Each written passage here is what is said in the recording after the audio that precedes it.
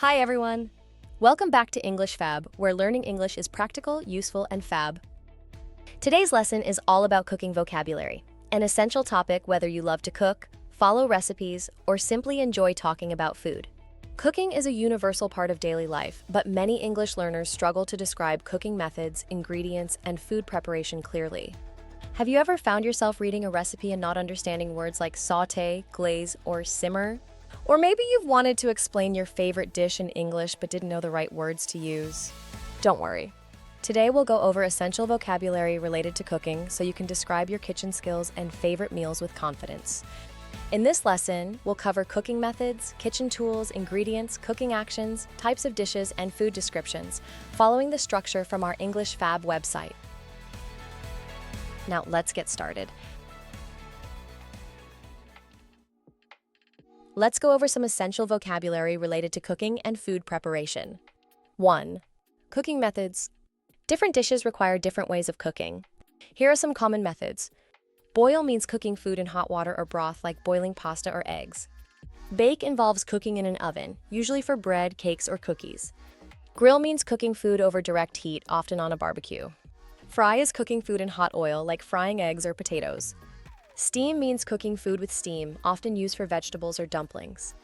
Roast involves cooking food in an oven at high heat, often for meat or vegetables.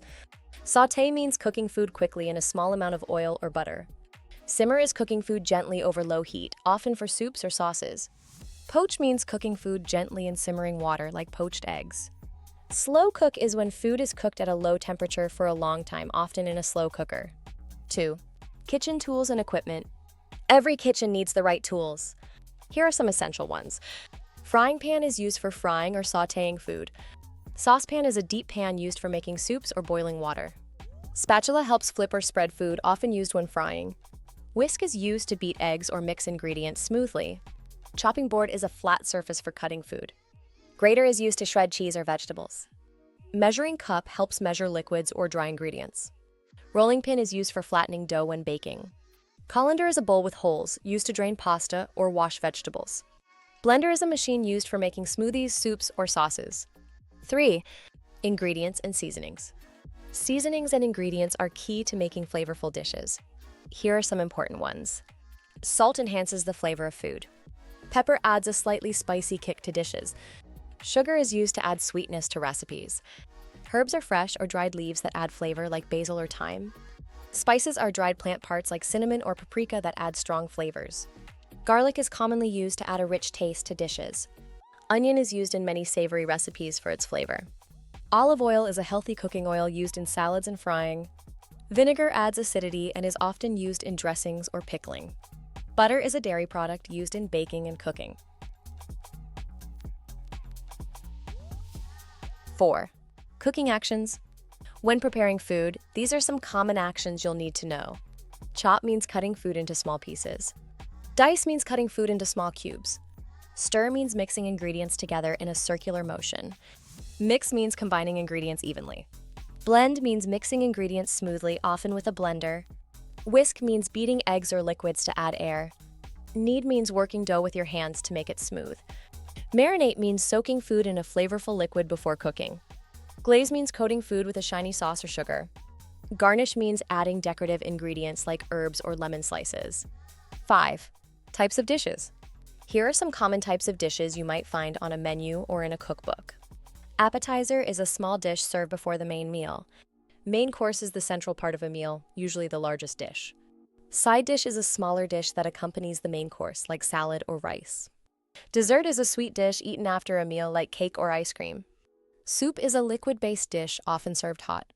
Stew is a slow-cooked dish with meat, vegetables, and broth. Salad is a dish made of raw or cooked vegetables, sometimes with dressing. Casserole is a baked dish with a mixture of ingredients like pasta, vegetables, and cheese. Pasta is a dish made from noodles, often served with sauce. Pastry refers to baked goods like croissants or tarts. 6. Cooking and food descriptions. These words help describe the texture and flavor of food. Crispy means crunchy on the outside, like fried chicken or chips. Tender means soft and easy to chew, often describing cooked meat. Juicy means full of moisture, often used for fruits or meat. Fluffy means light and soft, like a freshly baked cake. Spicy means having a strong hot flavor like chili peppers. Tangy means slightly sour and refreshing like citrus fruits. Savory means flavorful and salty, often used to describe dishes with meat or cheese. Bitter means having a strong, sharp taste like coffee or dark chocolate. Rich means having a deep and strong flavor, often describing chocolate or sauces. Aromatic means having a strong and pleasant smell like herbs and spices. Now that we've learned essential vocabulary related to cooking and food preparation, let's see how these words are used in real-life sentences. Practicing with example sentences will help you feel more confident when describing food, following recipes, and discussing your favorite dishes in English. 1. Cooking methods. Different dishes require different cooking methods. Here are some sentences using these terms. I love to grill steaks on the weekend.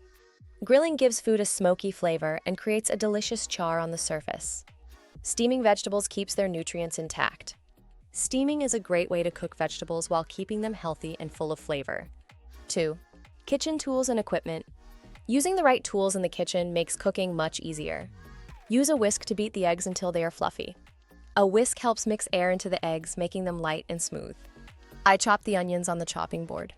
A chopping board provides a safe surface for cutting vegetables and other ingredients. 3. Ingredients and seasonings. Seasoning food properly can bring out its best flavors. This soup needs more salt and pepper. Adding the right amount of seasoning enhances the taste of the dish. I added olive oil for extra flavor. Olive oil is commonly used to add a rich and smooth taste to dishes. 4. Cooking actions. Cooking involves many steps, from preparing ingredients to adding the final touch. Let the chicken marinate for at least 2 hours. Marinating meat allows it to absorb flavors and become more tender. After baking, glaze the cake with chocolate. A chocolate glaze adds a delicious and glossy finish to cakes and pastries. 5. Types of dishes. Understanding different types of dishes will help you describe meals more accurately. For dinner, I made a main course and a side dish. A balanced meal often includes a main dish with additional sides like vegetables or rice. This dessert is light and fluffy. Desserts that are fluffy, like soufflés or sponge cakes, have a soft and airy texture. 6. Cooking and food descriptions. Describing flavors and textures can make food sound more appealing. The fried chicken is perfectly crispy. Crispy foods have a crunchy texture that makes them satisfying to eat. This sauce has a rich and aromatic flavor. A rich sauce has a deep, intense taste, while an aromatic dish has a strong and pleasant smell. Great job today!